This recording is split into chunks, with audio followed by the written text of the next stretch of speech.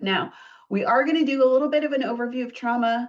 Some of you might be groaning right now. You've had a lot of trauma classes, you understand what it is.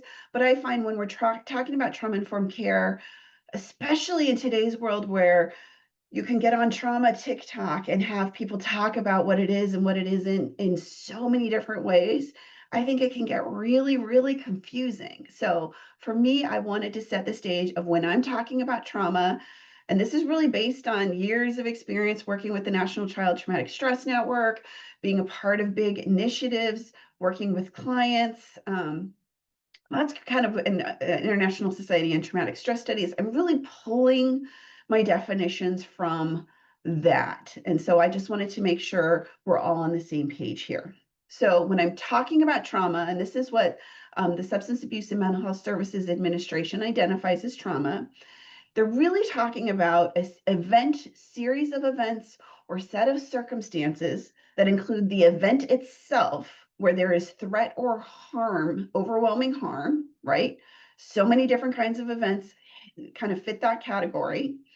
There's the experience. So how the person interprets and makes meaning of it, right? So you and I might have been in the same room for the same kind of event, but we experience it differently. Some of that is objectively, one thing happened to me that didn't happen to you.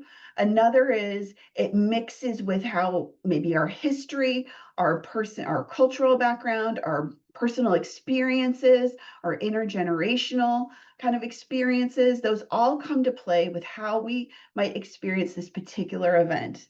And that the effect is this lasting impact on functioning, well-being, and sense of safety. So this is not, we know there's a stress cycle, and I talk a lot about the stress cycle in other work, where something happens, we get activated, and then we return to kind of our normal baseline. That is, there's healthy stress, there's things that we know things happen. We're all going to experience stress in our lives, and hopefully we're able to experience it and then go back to our kind of foundational level of functioning.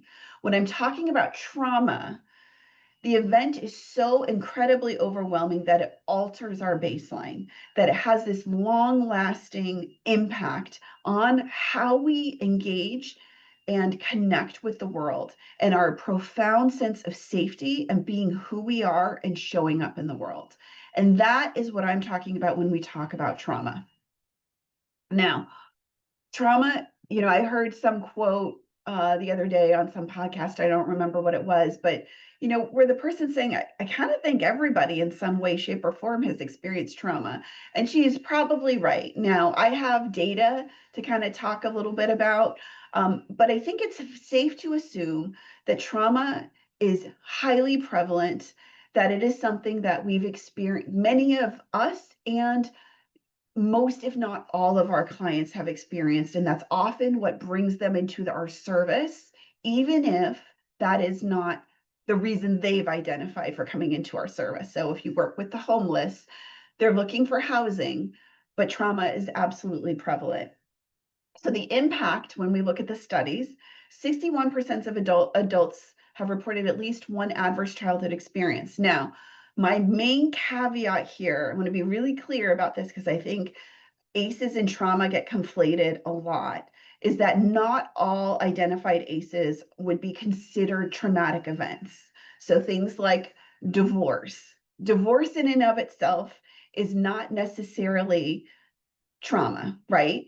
Now, high conflict, high custody, all of that, it could potentially be trauma, but in and of itself, it isn't. So this is where the event and the kind of subjective nature of the event come in. So when I say this statistic about ACEs, I think that it's important just to know that not all of those are traumatic events.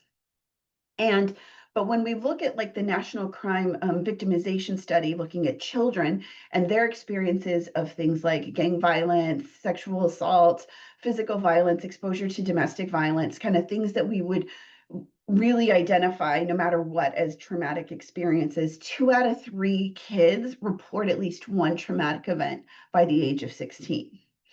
And we know that the impact over time is profound. So those with higher ACE scores are linked to chronic health conditions. That's a whole thing. You could look at the ACEs and kind of see some long-term impact on health, on mental health concerns. So things like depression, anxiety, post-traumatic stress disorder, as well as substance use and misuse and risky behaviors. And that we know for our workforce, right? It's ours. I've worked in these systems my whole career.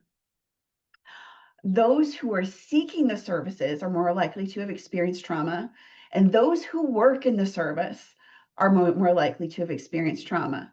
And it could be because we've sought the service and we found it helpful, so we decided to give back. It's because we feel we have unique gifts to give. It's something that we're familiar and connected to. Whatever that reason, we know that trauma is prevalent both in the workforce and in the clients we serve.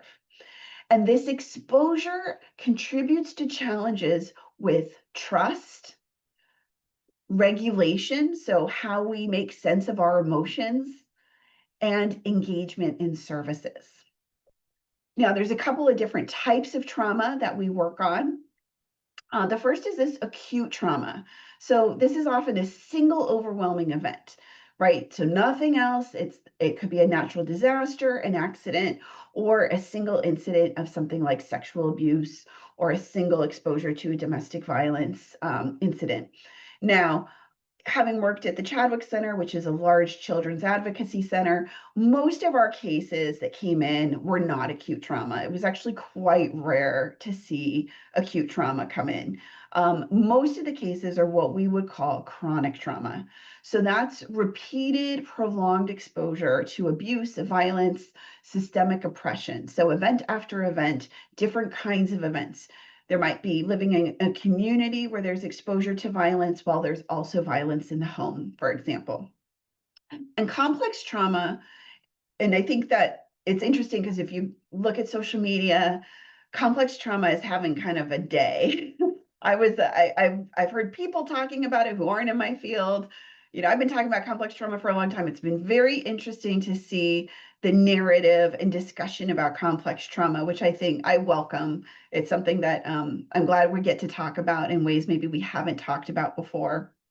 But when I'm talking about complex trauma here, it is the combination of the chronic, so multiple traumas, but they're often interpersonal in nature.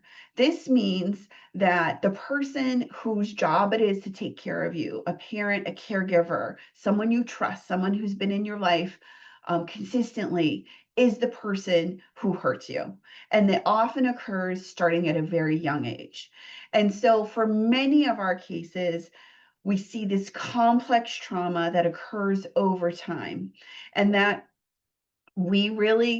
this has its own unique, profound effects on trust, safety, our ability to connect and engage with those around us. Because if you grew up in a world where the person whose job it was to take care of you is the person who hurts you, in many ways, they're teaching you what you might think to deserve or how you might think to interact. And what we often see are folks that engage in those similar kinds of relationships as they grow up and get older for lots of reasons. It's very complex. You could teach whole undergrad and graduate courses on this. So complex trauma makes things, how we interact, even more complicated. And then we have historical and intergenerational trauma. So this is the cumulative collective trauma that is often passed through and across generations. This might include colonization, racism, forced migration. So these all kind of come together into this soup.